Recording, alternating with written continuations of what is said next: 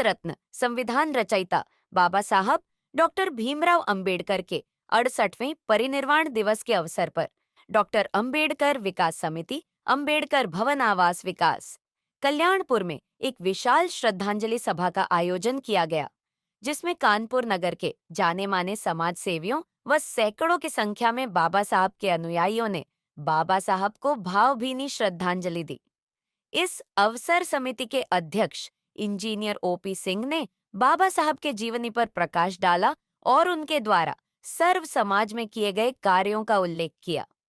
उन्होंने हिंदुस्तान के सभी नागरिकों को बाबा साहब के बने हुए संविधान पर चलने की सलाह दी। खांते साके समिति के वरिष्ठ उपाध्यक्ष वद बौद्धिस्ट सोसाइटी ऑफ इंडिया के ट्रस्टी मेंबर बौद्धाचार्य रमेश चंद्र गौतम ने श्रद्धांजलि सभा में अपने विचार रखते हुए कहा कि बाबा साहब के विचार आदर्शों पर चलने की उनके अधूरे कारवां को आगे बढ़ाने तथा उनके सपने को साकार करना ही बाबा साहब को सच्ची श्रद्धांजलि है। बाबा साहब भारतवर्ष में रहने वाले हर भारतीयों के हृदय में बसते हैं। बाबा साहब दलित, मजदूर, मजलूमों, महिलाओं व सर्व समाज के भगवान हैं। बाबा साहब के बने हुए संविधान को हर कीमत पर मिटने नहीं देंगे और बाबा साहब के आदर्शों पर चलेंगे। श्रद्धांजलि सभा में मुख्य रूप से राज बहादुर, राम बिहारी, बीपी अम्बेडकर, शिव शरण सिंह, राम शरण गौतम, अक्षय कुमार, शिवदयाल कुरील, रघुनंदन प्रसाद, दिनेश संखवार, शिवपाल दिवाकर, मलखान सिंह, गिरीश चंद्र चौधरी, अरविंद कुमार गौतम, किरण लता आदि सैकड़ों की संख्या में लोग उपस्थित रहे। मैं बौद्धाचार्य रमेश चंद्र गौतम, भारतीय पेंशन मंच जॉइंट सेक्रेटरी एंड यहाँ की समिति के वरिष्ठ उपाध्यक्ष। आज जो यहाँ पर अंबेडकर भवन में कार्यक्रम आयोजित किया जा रहा है उसके बारे में जानकारी। ये विगत वर्षों की बात, आज भी हम लोग बाबा साहब के परिनिर्वाण दिवस पर एकत्र होकर गोष्ठी करते हैं। इस गोष्ठी का पहले तो हम हताहत होते हैं कि बाबा साहब के ना होने पर हमको बड़ा कष्ट होता है। यदि बाबा साहब होते तो आज हम दूसरी स्थिति में होते और हमें सुविधाएं मिली होती, लेकिन फिर भी हम उनकी दी हुई संविधान से बहुत ही संतुष्ट हैं। और संविधान में साफ रूपों से हम लोगों को जो बताया गया है आर्टिकल के बारे में, वो खुला है कि आर्टिकल 14 से 18 तक हम लोग जो है समानता का अधिकार दिया गया है। और समानता में ये भी बताया गया है कि हर कैटेगरी के अनुसार हर प्रकार से समानता।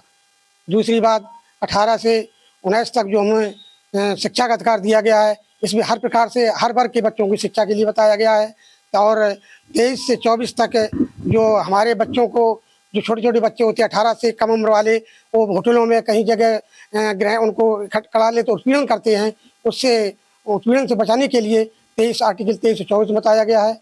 25 से 28 तक आर्टिकल में ये बताया गया है कि हम इस देश में किसी भी मजहब का आदमी क्यों ना हो, अपने अपने मजहब के अनुसार और स्वतंत्रता से अपने मजहब की कार्य प्रणाली को अपना सकता है।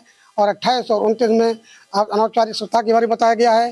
30 के बारे में जो हमारे पास संपत्ति का अधिकार था वो सरकार ने छीन लिया है। 31 और 32 में जो है अनौपचारिक के बारे में बताया गया है। और 32वां जो बताया गया है कि इस देश की जो आत्मा है उसके बारे में बताया गया है कि पूरे भारत में किसी भी कैटेगरी का कहीं भी कितना भी गरीब क्यों ना हो, वो अपनी याचिका सुप्रीम कोर्ट में दायर कर सकता है। और कर्मचारियों के लिए भी उन्होंने स्पष्ट कह दिया है कि आर्टिकल 226 के तहत वो जो है हर कर्मचारी अपनी रिश्तेदारी करके अपने उत्पीड़न से अपने को बचा सकता है। धन्यवाद। मैं इंजीनियर ओपी सिंह और डॉक्टर अंबेडकर विकास समिति अंबेडकर भवन का अध्यक्ष हूँ। आज यहाँ पे कार्यक्रम का आयोजन किया गया बाबा साहब, आज के दिन ये 69वां महापरिनिर्वाण दिवस यहाँ पे श्रद्धांजलि सभा का आयोजन किया गया है, जिसमें संक्षिप्त विचार गोष्ठी होगी और बाबा साहब के बहुमूल्य विचारों का आदान प्रदान किया जाएगा, उनको श्रद्धा सुमन अर्पित किए जाएंगे।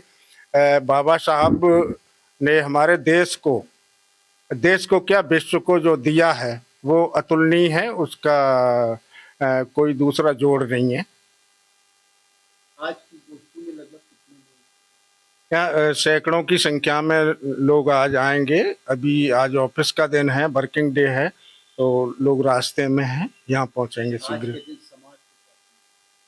समाज को संदेश मैं देना चाहता हूं कि बाबा साहब के जो विचार हैं उनको आत्मर्पित करें, उनको उनसे सीख लें और कुरीतियों को और जो पाखंड आडम्बरवाद है उससे दूर रहें और बच्चों को शिक्षा दें, खुद भी शिक्षा ग्रहण करें और अज्ञानता को दूर भगा के अपने जीवन को अच्छा बनाएं।